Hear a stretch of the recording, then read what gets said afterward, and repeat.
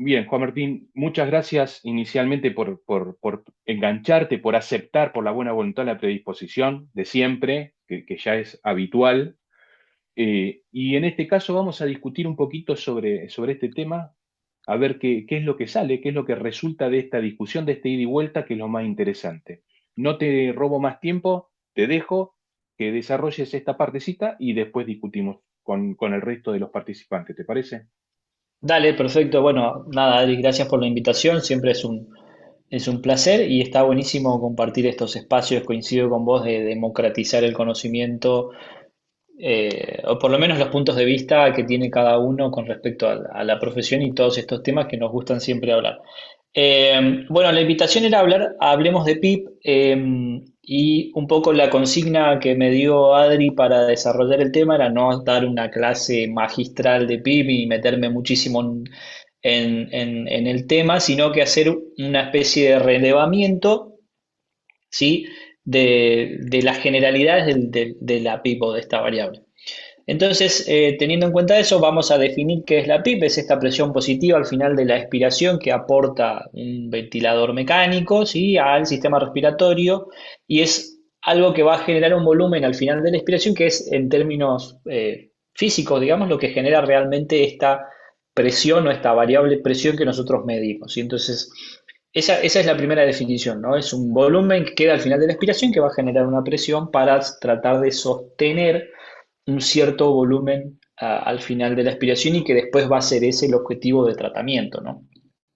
Ustedes saben bien que los ventiladores son dispositivos neumáticos que van a insuflar de manera artificial, ¿no es cierto?, ingresando este nivel de presión o a través de un flujo de aire hacia el sistema respiratorio y que va a ir generando determinadas presiones a medida que avanza el ciclo ventilatorio. La PIP justamente va a ser la presión de base que se va a sostener al final de ese ciclo inspiratorio, ¿sí? Y tiene como objetivo, bueno, diferentes aplicaciones y es una variable que se viene describiendo hace muchísimo tiempo. Este paper es una reliquia de 1930, donde se describe la utilización de la presión positiva en pacientes con edema pulmonar agudo. Todavía no estaba la definición de distrés. Y los autores lo describen como una manera de aplicar un tratamiento no solamente a través de terapia inhalatoria, sino un tratamiento justamente a esta patología con cierto nivel de presión positiva, ¿sí? Entonces es una variable que se viene estudiando hace bastante. Después en 1967 aparece la definición del distrés, ¿no es cierto?, por Ashbaugh, donde describen 12 pacientes en los cuales 5 de ellos le ponen esta presión positiva continua en la vía aérea y en los cuales ven una mejoría de la oxigenación, ¿sí?, con esta presión positiva al final de la expiración. Lo que me parece interesante es cómo ellos lo hacían, ¿no es cierto?, retardando el flujo, ¿no es cierto?, para que esa salida o ese flujo de aire, ese volumen se sostenga en la vía aérea y genere este efecto de presión que era lo que les decía al principio, ¿sí? Entonces vieron que los pacientes que tenían una presión retardada, un flujo retardado para generar esa presión, tenían una mejor oxigenación posteriormente. Entonces ese es por ahí quizás eh, una de las primeras publicaciones de la aplicación de la PIP en esta situación del distrés respiratorio que lo definen ellos y con el objetivo de mejorar la oxigenación. Entonces ahí tenemos como el primer gran concepto, ¿no es cierto? La PIP con el objetivo de mejorar oxigenación. Ya después nos vamos a pelear, como dijo Adri, a ver si, si lo usamos para eso.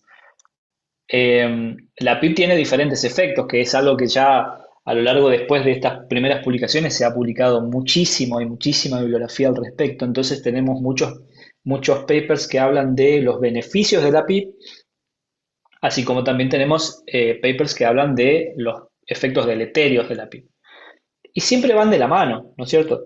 El efecto beneficioso es aumentar el volumen de fin de expiración, que era lo que decíamos al principio, pero también puede ser deleterio si nos excedemos.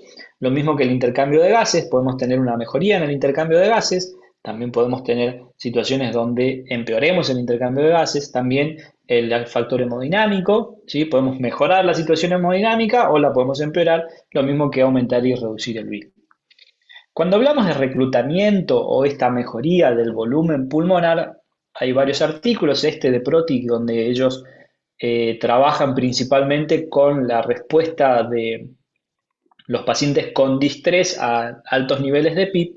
Fíjense que tenemos de un lado en rojo lo no aireado, en amarillo anaranjado lo poco aireado, lo verde es lo normalmente aireado y lo azul lo sobreaireado, ¿sí? O sobredistendido en este caso.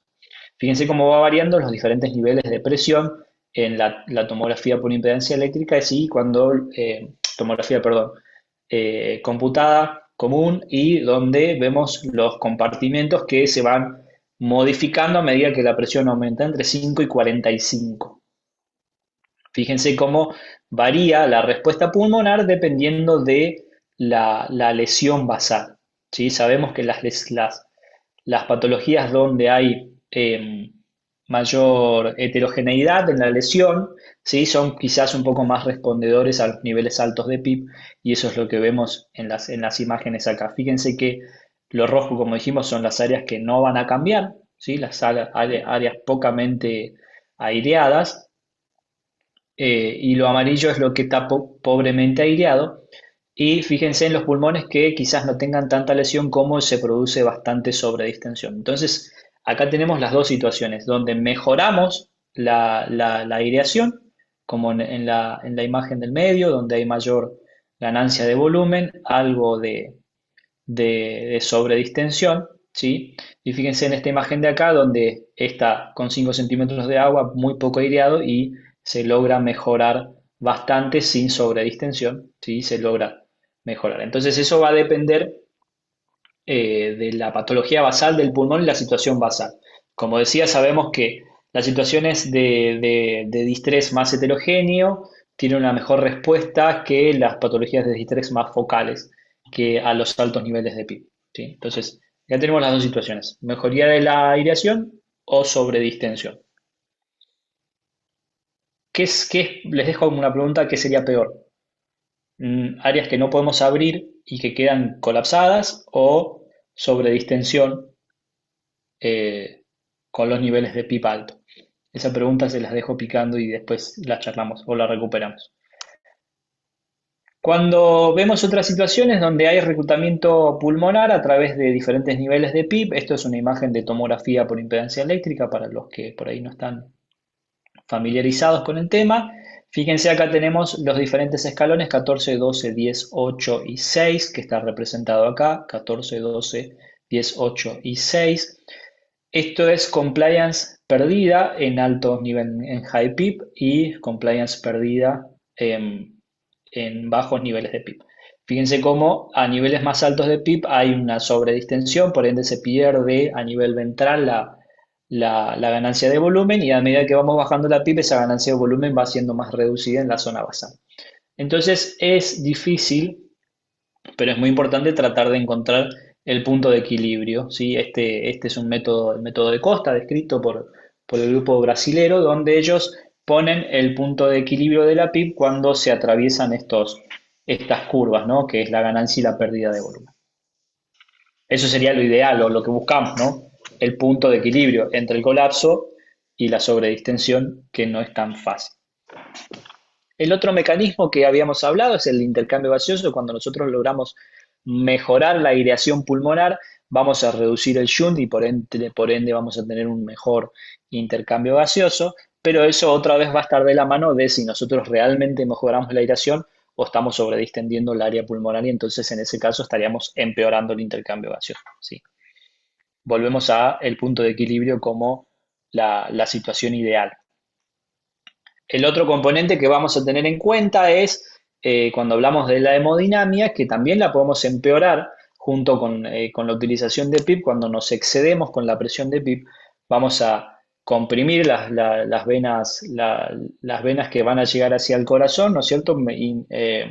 Empeorando el llenado auricular derecho, ¿no es cierto? Provocando un descenso en el retorno venoso, aumento de la presión capilar, y eso hace que aumente la resistencia vascular a nivel pulmonar, y obviamente la presión yuxacardíaca, o sea, la presión que envuelve al corazón, si es muy excesiva, los pulmones están muy insuflados, van a comprimir literalmente las paredes del corazón y eso va a hacer que la fracción de eyección sea menor y por ende hay un mayor compromiso hemodinámico, ¿sí? Eso estamos hablando de niveles de PIB muy elevados. Pero también está descrito que a los pacientes donde se genera este reclutamiento pulmonar y se logra mejorar la apertura a nivel alveolar, hay una caída en la resistencia vascular a nivel justamente capilar, y eso hace que mejore, por ejemplo, el ratio o la, la fracción entre el ventrículo derecho y el ventrículo izquierdo, y eso mejora realmente la hemodinámica de los pacientes, y también hay trabajos que lo describen por ejemplo, en el prono, ¿no es cierto? La maniobra de prono mejora la función hemodinámica y eso hace que justamente por el reclutamiento posterior a nivel pulmonar. ¿Sí? Entonces, de nuevo tenemos las dos situaciones, cuando empeoramos la situación hemodinámica y cuando la podemos mejorar con PIB. El punto de equilibrio. Creo que se van a ir con esa palabra.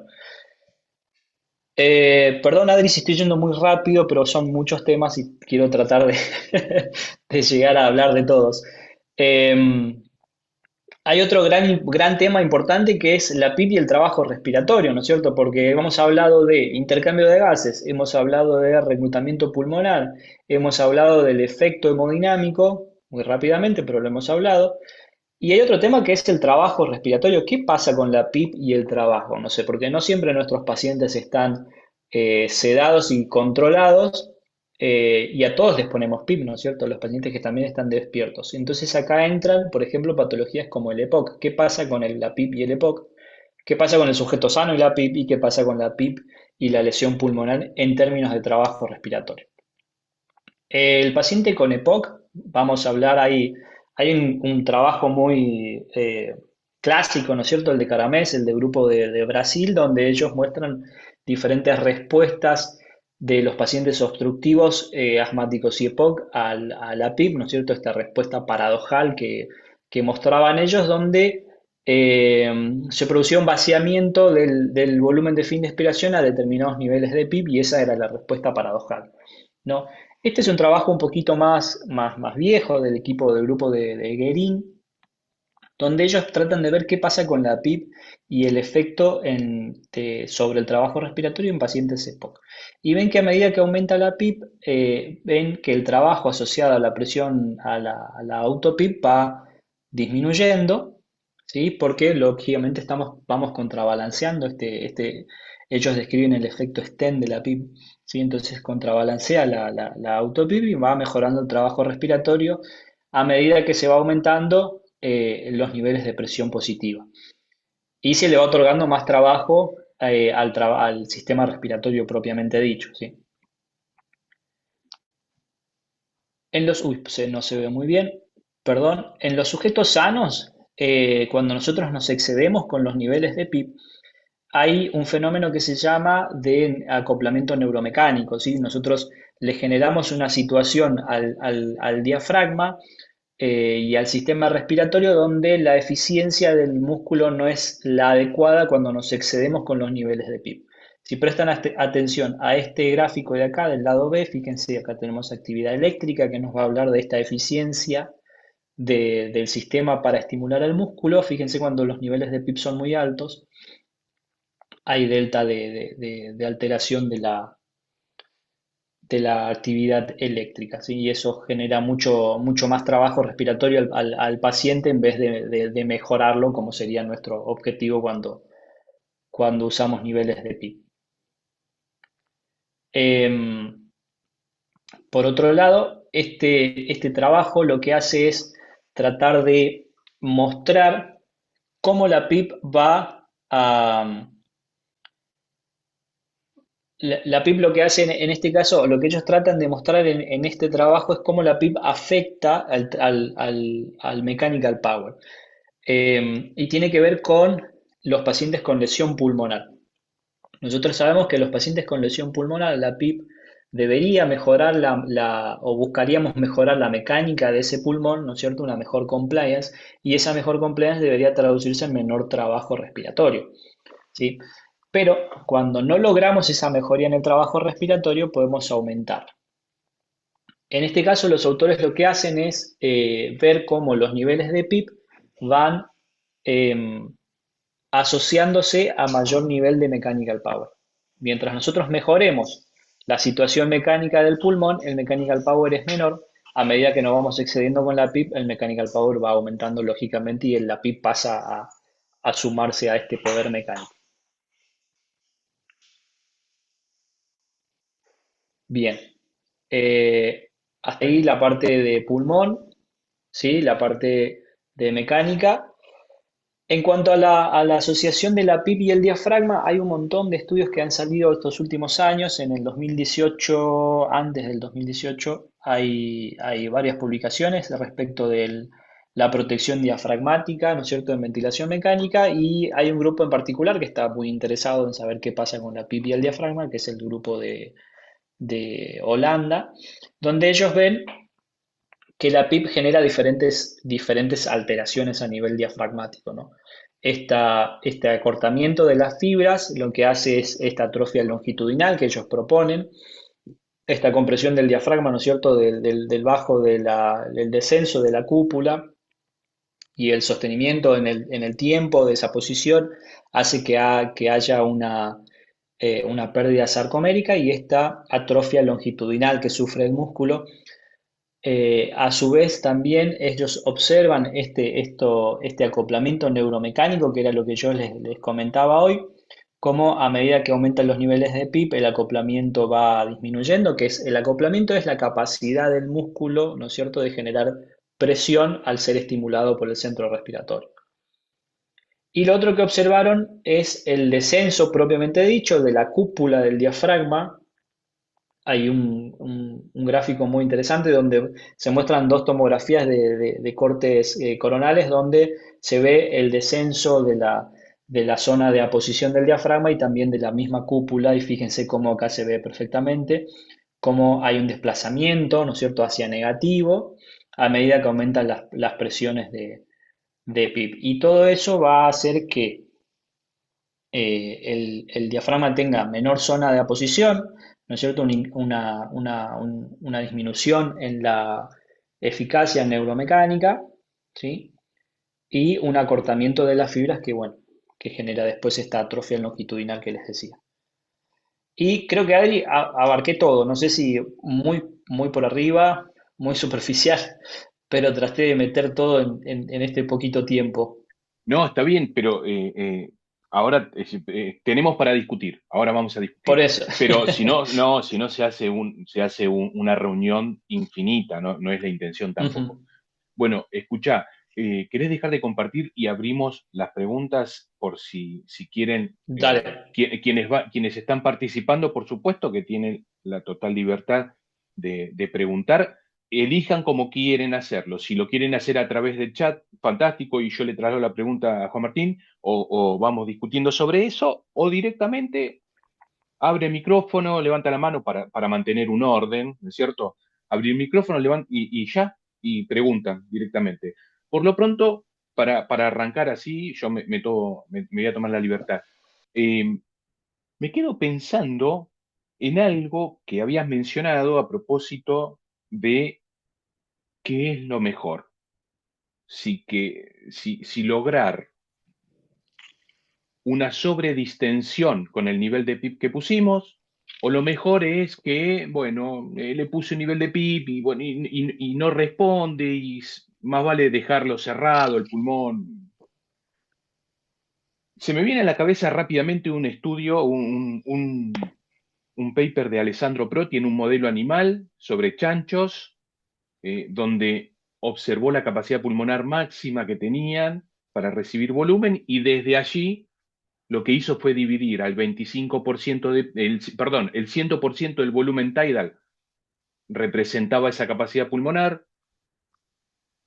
En una segunda fase, en un segundo grupo, perdón, la capacidad pulmonar estaba representada en un 25% por un nivel de PIB y un 75% por el volumen tidal. En un tercer grupo, 50 y 50, y en un cuarto grupo, 75% de esa capacidad pulmonar total correspondía a PIB y solamente un 25% al volumen tidal. Y observó que, por supuesto, el último de los grupos era el que menor lesión mostraba, lesión pulmonar, y menor mortalidad también, mostrando que era mucho más interesante distender el pulmón de forma estática, si se quiere, y que la dinámica del volumen tidal fuera muchísimo menor al reducir el porcentaje de ese volumen tidal. Por un lado. Y por otro lado, me quedo pensando en los estudios de Pelosi, de Polo Pelosi, que decía algo así como: dejen descansar al pulmón. El pulmón que tiene distrés respiratorio es un pulmón que está muy castigado. Y si nosotros le colocamos un nivel de presión, se distiende muchísimo, y encima de eso le colocamos volumen tidal, y encima de eso le ponemos mucha frecuencia respiratoria porque ese volumen tidal está reducido, lo estamos haciendo sufrir muchísimo. Más vale dejarlo allí y que no sufra tanto. Considerando esto, yo tendría que escoger la opción de mejor que no se sobredistienda. ¿Qué opinión Sí. te merece?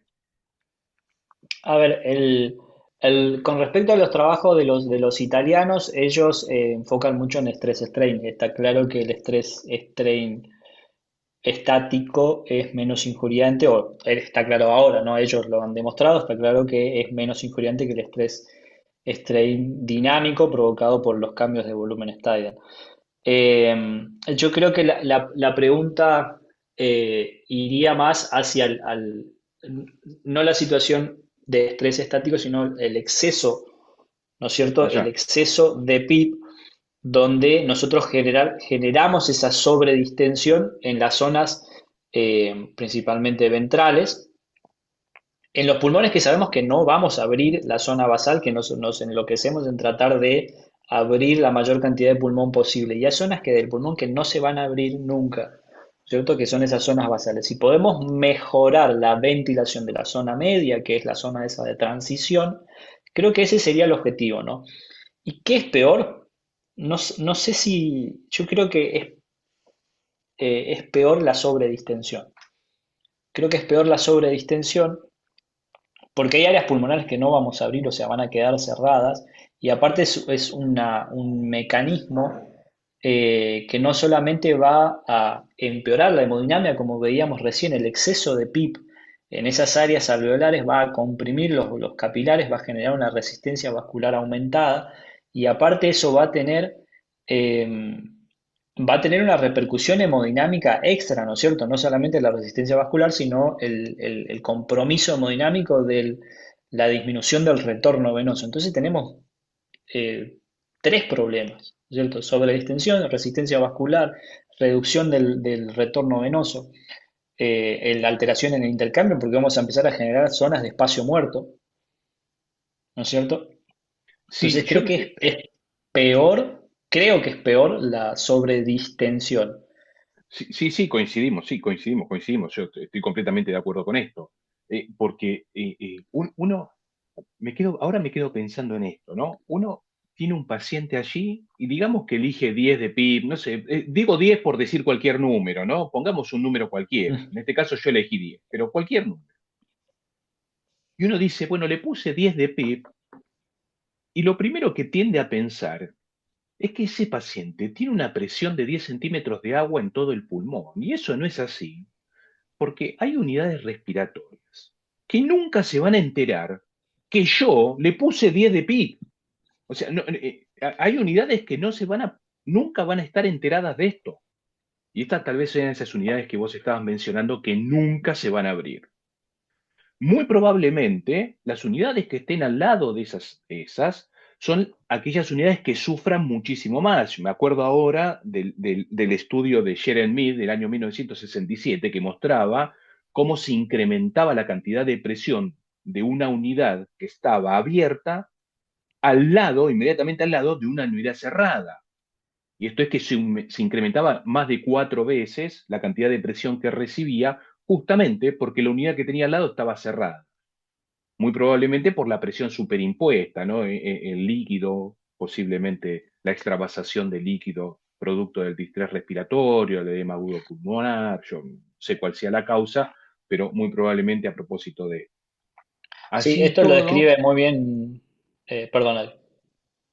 no, ¿qué me decías? Decí, no, no, no, metele vos. No, que esto lo describe muy bien Gatinoni después cuando habla de ergotrauma, que muestra esos trabajos, esa incapacidad de la red del parénquima pulmonar de transmitir de disipar la presión, ¿no es cierto? De esa presión de trabajo que después, bueno, le pone mechanical power. Cuando tenés, como decís vos, tenés áreas, andamiajes que no están funcionando, el resto se sobrecarga, o sea, el resto del parénquima no transmite la presión adecuadamente y se va sobrecargando y eso es lo que después provoca la rotura, ¿no es cierto?, del parénquima porque justamente no se rompe parte del andamiaje que va a ir disipando la energía que nosotros le estamos transmitiendo al pulmón, ¿no es cierto? Por más de que la PIP sea un solo nivel de presión durante todo el ciclo, si yo esa presión la voy incrementando, como el trabajo que mostré muy rápidamente, hay un momento en el que la PIP mejora el mechanical power, pero después se pasa para el otro lado, ¿no es Sí, cierto? sí, sí, Cuando sí. nos excedemos se pasa directamente a empeorar el mechanical power y la energía que le estamos transmitiendo. Sí, te agrego algo a propósito de esto. Nada, nos aprobaron, nos aceptaron un trabajo en Critical Care Science justamente sobre este punto, y lo que Ujú. observamos es que ese punto umbral se alcanza luego de los 10, 10 centímetros de agua de PIB en pulmones sanos. Esto es, que la cantidad de poder elástico estático, como lo llamó Aurio Fajardo en su paper de medicina intensiva, se va incrementando de manera progresiva a medida que vamos incrementando el nivel de PIB y nos excedemos en el mechanical power cuando ese nivel de PIB alcanza los 8 a 10 centímetros de agua. Inclusive, este es el dato más curioso que encontramos, con una driving pressure normal. Normal quiero decir de 12 centímetros de agua, por ejemplo. Todo a expensas de PIP. Sí, exactamente. Todo, absolutamente todo, a expensas de PIB. Es decir, de toda la programación, lo único que se modificaba era el nivel de PIB.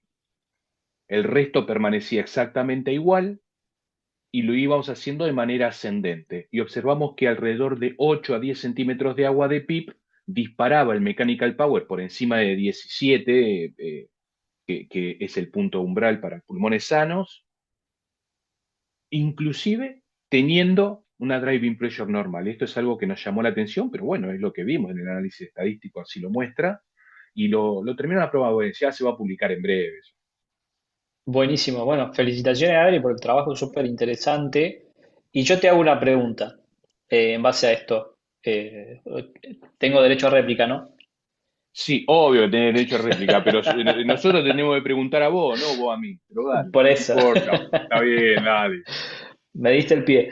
Eh, si vos obtenés el resultado de que con exceso o una pi por encima de 8 tenés un mechanical power mayor a 17 joules minuto, ¿no? Sí, Bien.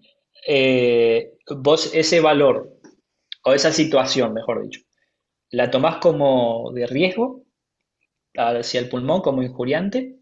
¿O decís, el driving pressure está bien, no, tengo un mechanical power alto y lo tomás como un riesgo? sí, a eso tengo que contestar que sí. Francamente, lo que nosotros diseñamos no nos permite responder a esa pregunta de manera taxativa diciendo sí, fue un riesgo porque a este paciente le pasó tal cosa. No, nosotros no diseñamos eso. Ahora bien, eh, entiendo, entiendo el concepto del driving pressure, yo lo entiendo perfectamente bien. Yo creo que ahí hay una clave muy interesante, y Amato lo ha mostrado esto en el año 2015. No voy a seguir nada nuevo, hace 10 años que lo sabemos, pero también es cierto que existe un, eh, La mecanotraducción que tiene el pulmón no la puedo obviar. Hace un ratito vos estabas diciendo, hay una estructura que no termina de distenderse normalmente, hay otra que está sobredistendida en exceso. Ok, yo esto lo interpreto como mecanotraducción. Es decir, los tejidos pulmonares no son capaces de traducir correctamente esa presión que le estoy aplicando, y no es lo único, sino que además, de acuerdo a la frecuencia respiratoria que le coloque, esa imposibilidad de traducir mecánicamente mi estímulo en una apertura alveolar o en una mejor mecánica se reitera una y otra vez a lo largo de los minutos de la ventilación mecánica. Entonces yo le pongo una frecuencia respiratoria de 20, voy a tener 20 déficits de mecanotransducción en comparación con 12 de frecuencia respiratoria, donde voy a tener solamente 12 veces de déficit. Yo lo interpreto esto como injuriante. El punto está en que nosotros diseñamos otra cosa y no tengo manera de mostrar por qué motivo sería injuriante. Es decir, nosotros no hicimos biopsias pulmonares, no hicimos biopsias musculares, esto no lo hicimos, no medimos marcadores inflamatorios, porque tal vez podríamos Claro. haber medido, no sé, interleuquinas, digamos por caso, ¿no es cierto? Se Estos son dosaban, sujetos ventilados, Adri, ¿no? sí, sujetos Ventilados sin ventilados lesión pulmonar. sin lesión pulmonar. Entonces, tal Ok. vez aquí se me ocurre pensar ahora, esto lo estoy discutiendo en este momento con vos y Ujú. con toda la gente participando aquí, tal vez en pulmones sanos el mechanical power sea más indicativo de lesión pulmonar antes que la presión de distensión. Y reitero, tal vez, no lo sé, pero lo cierto es que nosotros observamos que el mechanical power se disparaba, aumentaba de manera significativa, y en la presión de distensión permanecía en valores normales. Entonces uno se queda pensando, es decir, ok, ¿qué me guío por la presión de distensión? No, ese paciente no tiene nada, pero cuando voy a mirar el mechanical power, y cuando digo mechanical power estoy hablando de la fórmula de Costa, que vos lo mencionabas hace un ratito, y de la fórmula de Gattinoni del 2016. Es decir, evaluamos las dos fórmulas. Bueno, pero ahí estaba mi pregunta, ahí estaba el key de mi pregunta. Si vos estás aumentando ese mechanical power a expensas de PIB, eh, probablemente no sea tan grave como aumentarlo a expensas de volumen, que era lo que Ah, decíamos hace un ratito, de volumen ¿no? tidal. Claro, de volumen tidal. Claro, porque yo te sigo adelantando partes del trabajo. En rigor, nosotros no evaluamos el valor de PIB como tal, porque PIB Ujú, es una variable de presión, pero como ujú. bien dijiste en tu presentación, para lograr esa presión, inevitablemente tengo que introducir un volumen adentro del pulmón, y es ese volumen el que me termina generando la presión. Ese volumen va a ser variable de acuerdo a la impedancia que ese sistema tenga. Entonces, si tiene mucha elastancia, voy a tener que introducir un volumen más pequeño para lograr el mismo valor de PIB. Entonces, lo que Ujú. nosotros evaluamos fue el volumen que se introducía al pulmón. No evaluamos el valor de PIB en sí mismo. Yo me refería a que a valores de 8 a 10 de PIB el mechanical power se disparaba porque cuando hicimos la relación nos encontramos que alrededor de 8 a 10 centímetros de agua de PIB era el punto en el cual el volumen ya me empezaba a marcar un poder elástico estático demasiado grande, directamente relacionado con el mechanical power. De hecho, si yo no digo, no quiero decir una barbaridad porque no me acuerdo del todo bien, pero me parece que en el paper de Fajardo, de Aurio, ellos observaron que ese poder estático elástico estaba directamente relacionado con la gravedad del distrés respiratorio. Algo así como diciendo, los pacientes que estaban más graves eran los pacientes que mayor cantidad de PIB le poníamos. Una cosa así, una cosa así. Pero bueno, uno podría pensar en un montón de cosas, ¿no? Y la primera de ellas es que si el paciente tiene mucha cantidad de PIB y responde, no es bueno. Eso no es bueno. Eso no es bueno. Porque significa que su Y, parénquima está realmente muy afectado. Quiero decir, nosotros ahora, cualquiera de nosotros ahora que estamos participando de esto, cualquiera de nosotros en nuestras casas, sentados frente a la computadora, ahora mismo, tenemos un potencial de reclutamiento al violar realmente muy malo. Porque básicamente, digamos, por ponerlo en términos prácticos, es como que estamos sanos, no tenemos problemas. ujú, Entonces, ¿por qué motivo respondería al agregado de PIP? Básicamente me colocan PIP y me sobredistienden.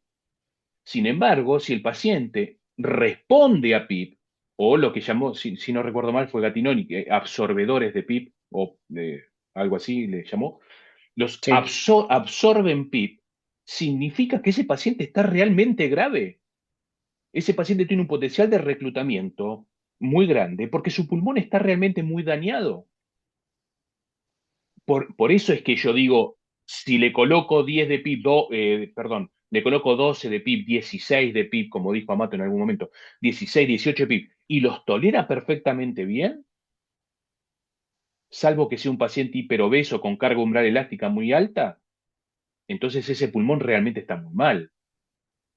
Y los estudios Y muestran que a sí. esos pacientes les va mejor. Ahí tenemos el estudio ART, Ujú, ¿no es cierto? tal cual. No, bueno, no sé si, bueno, me preguntaste, tenías derecho a réplica, no sé si contesté, pero Sí, no, sí, esto sí. da para discutir Igual, largo, ¿no? igual como decís vos, el trabajo no está diseñado para ver si a esos pacientes después les fue peor o mal. Simplemente describir que en estos sujetos los 8 de pico representa un aumento en mechanical power, cosa que está buenísimo saberlo, porque yo pensaría por ahí el efecto de PIP en sujetos sanos más comprometiendo al diafragma Exacto.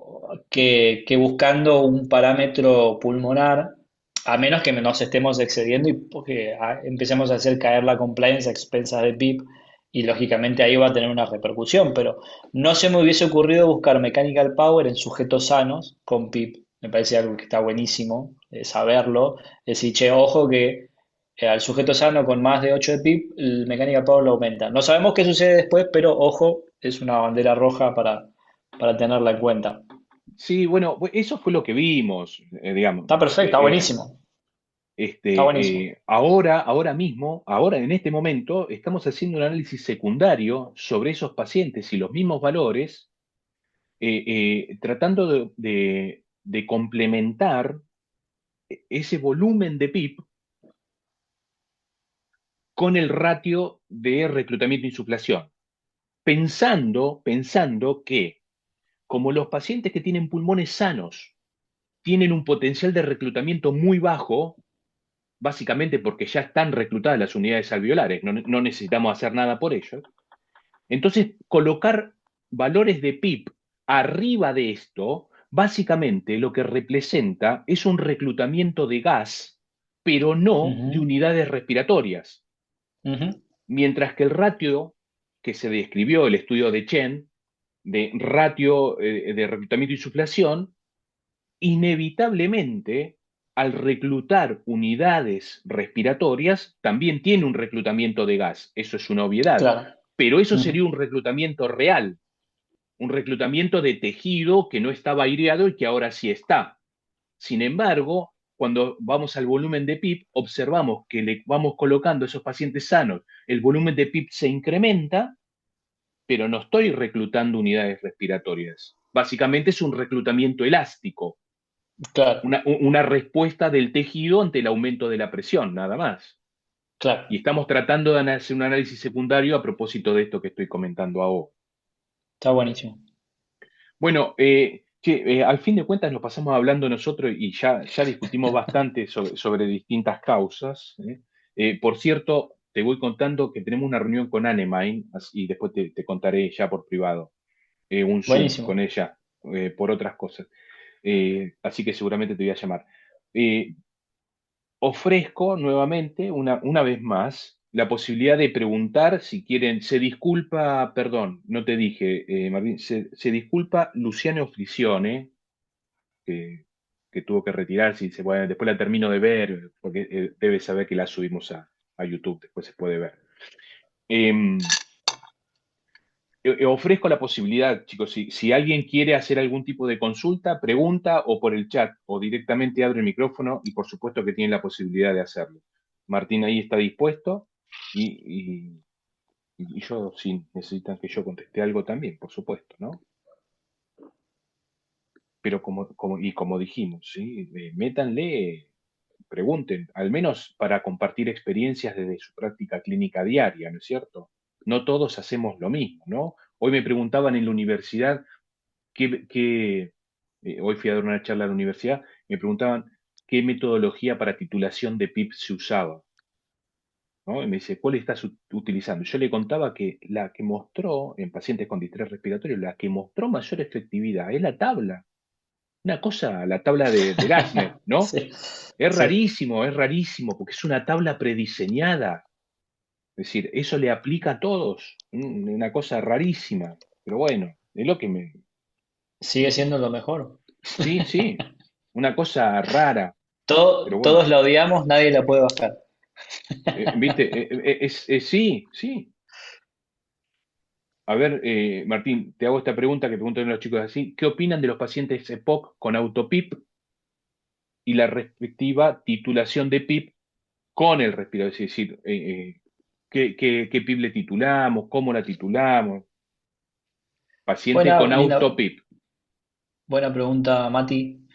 Eh, a ver, hay dos situaciones, ¿no? En el paciente EPOC, una es la situación controlada, ¿no es cierto? Donde el paciente no tiene actividad muscular, donde no tenés actividad de los abdominales, que por ahí es el que principalmente nos embarra la cancha. En esas situaciones es bastante, no te digo simple, pero es más fácil, ¿no es cierto?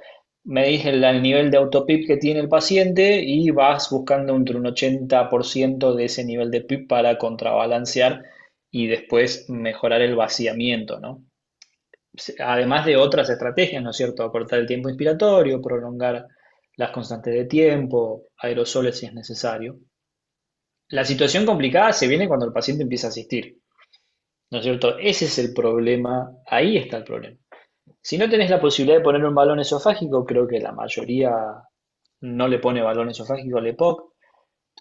Nosotros lo hemos hecho en algunas situaciones complejas donde no podemos realmente contrabalancear esa PIP y necesitamos ser un poco más precisos. Pero el paciente EPOC, ventilando espontáneamente, la titulación de PIP es un poco más artesanal, ¿no? Adri, vos después comentame cómo lo haces. Hay una asincronía que se da muy frecuentemente en el paciente EPOC por autopip, que es el disparo ineficaz y el retardo del inicio de la ventilación o el delay. Entonces, esos son dos parámetros interesantes para titular el nivel de PIP. Si vos estás viendo que el paciente EPOC que empieza a asistir y tiene muchos disparos ineficaces, mucho retardo para iniciar la ventilación, el nivel de PIP debería mejorar esa asincronía, ¿sí? Siempre y cuando hablando de que el problema es la autopip, ¿no? Y no las otras causas.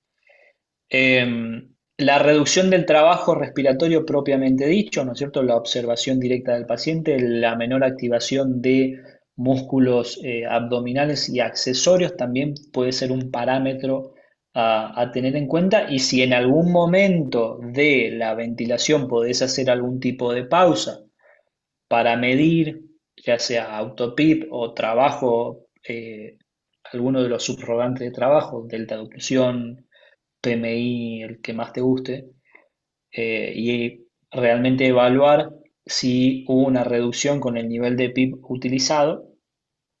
Esa sería quizás la manera. Acá no podemos medir autopip, por lo menos si no es muy difícil poder hacer una pausa expiratoria y que el paciente no haga nada en ese momento y tener un valor real, porque siempre hay activación abdominal y ahí la presión se te va al diablo, no sabes bien cuál es el valor a tomar para calcular un 80% de la PIB que deberías colocar.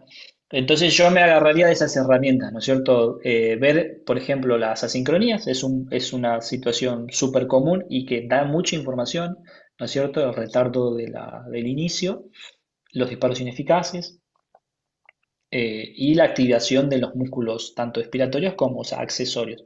toda esa reducción de trabajo te va a hacer pensar que el nivel de PIB que vos estás aportando está teniendo un efecto positivo, ¿no es cierto?, en la reducción del trabajo en sí que le provoca al paciente la auto-PIB. Porque al fin y al cabo es eso, ¿no es cierto? La auto-PIB le genera un exceso de trabajo al paciente y lo que vos buscas con la PIB externa es reducir ese trabajo excesivo. No sé si te respondí, Mati. Bueno, espero respuesta de Matías que había preguntado ahí, pero sí, básicamente yo utilizo las mismas, más aún si el paciente tiene activación de músculos abdominales, porque esto me está marcando que en la gran mayoría de los casos, que tiene un volumen de fin de expiración, volumen pulmonar de fin de expiración muy, muy alto y le está faltando contrabalanceo. Esto suele verse por estas asincronías que mencionaba Martín, el disparo retardado, ¿no es cierto?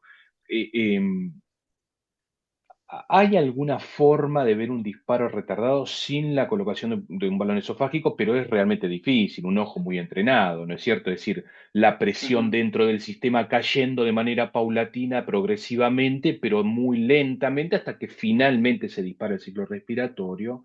Muchas veces hay que cambiar la escala en el respirador, Sí. se cambia la escala, entonces veo solamente un ciclo y ahí veo mucho más largo.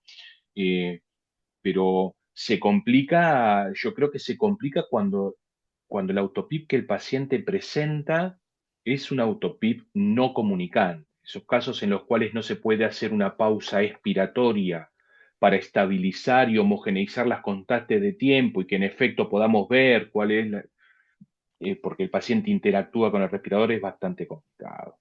Bastante complicado, más aún, insisto, cuando la cantidad de PIP, perdón, de autopip no comunicante es grande. Salió una clasificación nueva ahora, sí, no sé si decir clasificación, pero que divide el autopip en dinámica, la autopip dinámica y autopip estática. Y dentro de la estática está la autopip comunicante y no comunicante, y la autopip dinámica siempre es comunicante. Claro. Está interesante. Está interesante. Bueno, dice que sí, que entiende, Matías, ¿y qué opinan sobre setear la relación o titular relación IE y utilizar la menor pi posible? Sí, siempre la menor PIB posible. eh, o sea, siempre la PIB que sea útil en realidad. Si esa PIB útil para reducir el trabajo respiratorio es menor, está perfecto. Si quizás necesitas un nivel de PIB un poquito más alto para reducir el trabajo respiratorio, también está bien. Siempre el objetivo es, lógicamente, no pasarse con el que vos, ¿cómo te das cuenta? Si yo le empiezo a poner PIP y el paciente empieza a tener más disparos ineficaces, más retardo en la ventilación, más uso de músculos abdominales, bueno, lógicamente te estás pasando con el nivel de PIP. Entonces siempre, obviamente, vos vas a buscar el nivel, el equilibrio, lo que decía hoy. Nosotros vamos a buscar el equilibrio en todas las situaciones, ¿no es cierto? Donde quizás tenga algún que otro disparo ineficaz, probablemente no soluciones el 100% de las asincronías, pero que haga uno o dos cada un minuto es aceptable a que te haga 20 cada un minuto. O sea, uno va a buscar el equilibrio, ¿no es cierto? Y también acá hay una situación que es clave, no es modifico, le pongo 8 de PIB, fue el mejor valor en ese momento, me voy y vuelvo a las 12 horas, no. Tiene que ser dinámica la situación del seteo de nivel de PIB porque el paciente EPOC justamente es sumamente complejo y despierto es más complejo aún porque es sumamente dinámico. Capaz esos 8 de PIB ahora están bien y a la media hora es mucho. Entonces eh, es más dinámica, tiene que ser muy dinámico todo. Bien, y a propósito de esto que decís, pregunta Daniela, ¿qué parámetros deberíamos tener en cuenta como límite en una retitulación de PIP? ¿Qué parámetro como límite? Muy Eh, probablemente ujú, esté preguntando a propósito de esto que mencionabas, ¿no es ujú, cierto? Que cuando uno lo ajusta y ese reajuste, tal vez me voy para arriba, entonces el paciente empieza a tener mayor cantidad de accesorios, ujú. mayor expiración forzada, mayor cantidad de asincronía. me parece que pasa por ahí. Yo creo que este es el Sí, límite. Es decir, yo sí. coloco 2 puntos, por decir un ejemplo, arriba de lo que tenía o abajo de lo que tenía. Yo lo sé, pero habitualmente se va para arriba. Voy para Ujú. arriba y el paciente comienza a tener mayor disconfort, más desacople. Me parece que esos son los parámetros límites. Es decir, ya sabemos que un 10% de asincronía, índice de asincronía del 10% no está muy bien que digamos, y entonces si de pasar de tener una sincronía o 2 por minuto pasa a tener 3, 4 y hasta 5, me parece que ese es un límite, tendríamos que volver a lo que teníamos antes. Sí, hay una situación clara acá, Dani, gracias por la pregunta. Es que vos tenés que pensar en términos de trabajo respiratorio en este caso, las variables que vos puedas medir con tu respirador, ¿no es cierto? Delta oclusión, PPI, P01 quizás no es una variable de trabajo, pero te acerca un poquito a ver qué es lo que está pasando con el drive del paciente. Eh, y esas deberían ser lo mismo que las asincronías, como decía Adri, deberían ser por ahí tus variables a medir. Y hay una cuestión que también es muy importante, es que siempre pensamos en PIB cuando hablamos de autopip en el paciente EPOC, pero lo que ha demostrado en realidad disminuir el atrapamiento de volumen es reducir la presión inspirada. O sea, reducir la presión inspirada va a hacer que el paciente reatrape menos volumen, ¿sí? Y por ende va a mejorar el nivel de autopip. Entonces, no se enloquezcan con el nivel de PIB en el EPOC, ¿sí? Antes de mejorar el volumen. O sea, bajarle la presión inspirada que Ujú. meta menos volumen, ¿está bien? Y si con eso no lo solucionamos y el paciente sigue con mucho trabajo y sigue con mucho autopip, bueno, vamos al siguiente nivel que sería, o segundo escalón, que sería recién ahí mirar algo la PIP. Pero yo, en mi primera intervención en un paciente con EPOC es bajarle el volumen, que el volumen que le está ingresando. ¿Y cómo lo hago? Bajando la presión inspirada. Hay un trabajo de TIL viejo que demuestran que ajustando el nivel óptimo de presión inspirada solucionan todas las asincronías. Bueno, Entonces, muy optimista. bueno, pero bueno, a lo que voy es que todos nos enloquecemos con el nivel de PIB en el EPOC y a veces lo más importante es sacarle volumen, bajando presión inspirada y sin tocar la PIB. Bien, bueno, yo me voy a tomar un atrevimiento y esto es, voy a despedir a Juan Martín en este mismo momento, considerando que ya llevamos 1 hora de conexión y discutiendo sobre este tema. Muchas gracias por haber participado, Martín, muchas gracias por estar, muchas gracias por prestarte, por prestarnos parte de tu tiempo para discutir sobre esto. Espero que les haya gustado. Recuerden que pueden ver la grabación, dentro de un rato ya la subimos a YouTube y pueden compartir, inclusive con sus conocidos pueden compartir por allá. Espero que les haya Muchas servido muchísimo. gracias, gracias Adri, gracias gente por conectarse hasta ahora y estoy atento a nuevos eventos. Sí, habrá, sin duda. Saludos. Chao, gracias.